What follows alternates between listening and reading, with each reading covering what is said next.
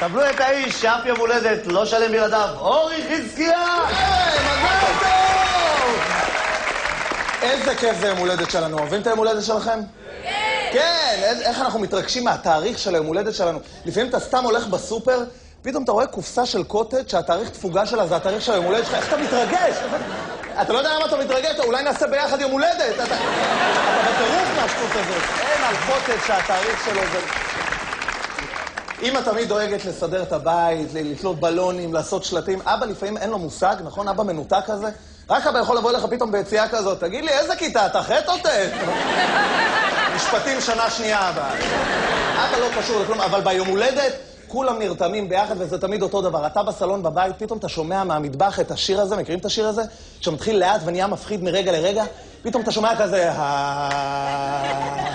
יום יום הולדת, היום יום הולדת, היום יום הולדת.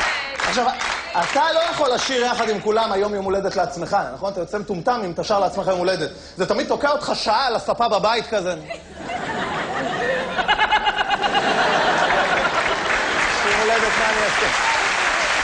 השירים האלה הם לא נגמרים. שיר של יום הולדת הוא לא נגמר בחיים. אתם יודעים מה הסוף של השיר הזה? אין לו סוף. פשוט בסוף אתה קולט כבר 4 שעות שר אותו, אז אתה מסיים אותו לאט פתאום, נכון? בסוף זה כזה, היום יום הולדת ליונתן. זה כל השירים זה ככה.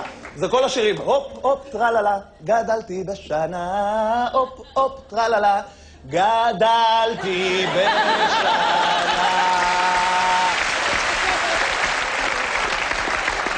גם איזה מילים יש לשירים האלה. יום הולדת, חגיגה, נחמדת. בוא נודה שהנחמדת זה בשביל החרוס של ההולדת. בסדר, אנחנו לא מטומטמים. מי אומר נחמדת? כאילו, אחי, איך היה אתמול במסיבה נחמדת, חבל על הזמן?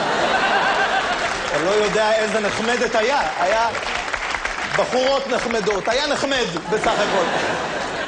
ואז אמא שלך מגיעה עם העוגה, נכון? פתאום אמא מגיעה עם העוגה, תוך כדי שהיא באה עם העוגה, היא חייבת להסביר איך היא עשתה אותה, נכון? היא כזה, זה רק ביצים ושמרים.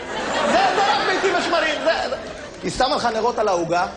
עכשיו, לפעמים אתה כבר גדול, נכון? אין מספיק נרות בבית, אז אמא שלך מתחילה לאלתר, זה כל נר שווה 10 שנים. מביאה חייל של מונופול, זה עוד 3 שנים. מרימים אותך על כיסא. איזה כיף זה, אתה יושב על הכיסא. יש את אלה באמת מרימים, נכון? משקיעים, מזיעים, מרימים את הכיסא. אבל יש את העצלנים, הם מלטפים את הכיסא מהצד. הם עושים פנטומימה של הרמת כיסא. פה הסתיים החלק המשפחתי, ואז מתחיל החלק המסיבתי. אם יש לך חברה חדשה, איזה מגניב זה, נכון? איך חברה שלך משקיעה ביום הולדת? קונה לך מסאז'ים, עושה לך ארוחות, בבוקר, בלילה, מתנות, דיסקים. עכשיו, אתה כאילו מבסוט, אבל בפנים אתה כזה, בוא'נה, הסתבכתי עם היום הולדת שלה עכשיו. יש לה עוד חודשיים, נראה לי אני אזרוק אותה, אני לא... מה החברה שלך עושה? היא גונבת לך את הפלאפון כמה ימים לפני היום הולדת, מזמינה את כל הזיכרונות שבפלאפון. עכשיו, תכלס, היא מארגנת מסיבה לזיכרונות, לא לחברים שלך. אתה בא למסיבה, פתאום אתה רואה איזה שליח פיצה שאתה חייב לו כסף, איזה נהג מונית, איזה משה לא לענות. מה קורה, משה? כמה זמן לא עניתי לך, יאללה. חברה שלך היא גם הכי שקופה בארץ, חברה שלך, נכון? ביום של יום הולדת היא עושה לך טלפון כזה, ממי, רק רציתי להגיד לך, לפני שנצא לבלות עם כולם, אני רוצה שנעבור דרך סבתא שלי, היא לא מרגישה טוב. אתה אומר לה, איפה סבתא שלך גרה? ליד הים. איפה ליד הים? ממש על הבננה ביץ'. זורקת לך משפטים מסגירים, ותביא בגד שאפשר להרוס. כי סבתא שלי קצת...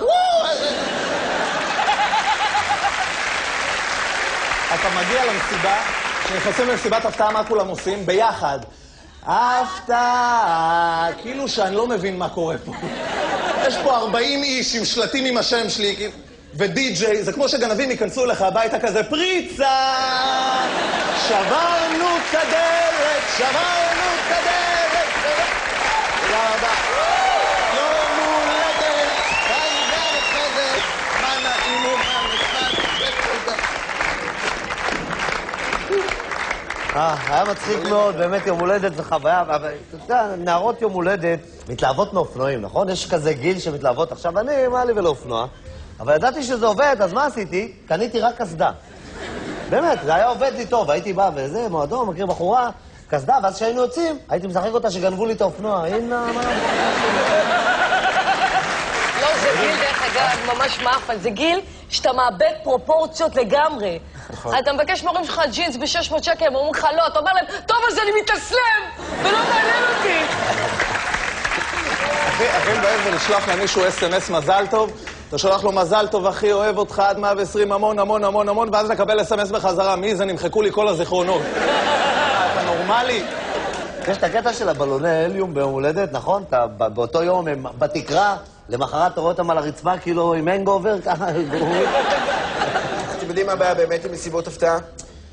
תמיד יש את החבר הזה שלא יכול לשמור את הסוד.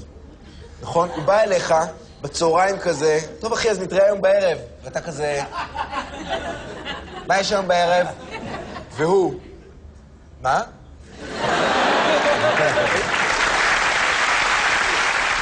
היום באמת שולחים אס.אם.אסים בימי הולדת, אבל לא כולם מסתדרים עם הטכנולוגיה. לימדתי את אמא שלי, אז היא באמת שלחה לדודה שלי, כתבה לה דודה חנה, מזל טוב, ושלחה לה את הטלפון בדואר.